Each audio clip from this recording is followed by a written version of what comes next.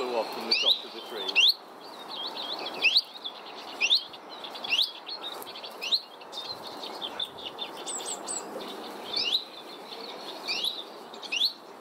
Okay, so the first thing we do is to find out which side of the net the bird's in by seeing if we can get to them inside one of these pockets. So this bird's on this side, so we get them out in reverse order. We get the legs out first.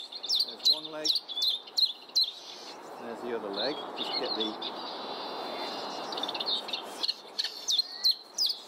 mesh off the foot, and then we lift the bird away from the net, and then we peel the net away from the wings first of all, and then off the head, and there we are. I wish they all came out as easily as that. And then we'll get the next one out. Give it a shot. Yeah. And we put it into a bag.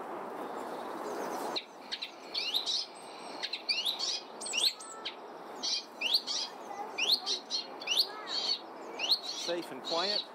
And I'll go over the other side. Oh, there's one here. Oh, you can see these. In Star of Stage and Stream, so adult? Yeah. Male. So yours number 80. 6 male, and this one is female. The difference in the amount of black underneath. And yeah, it's very blue, so this is an adult female. 81.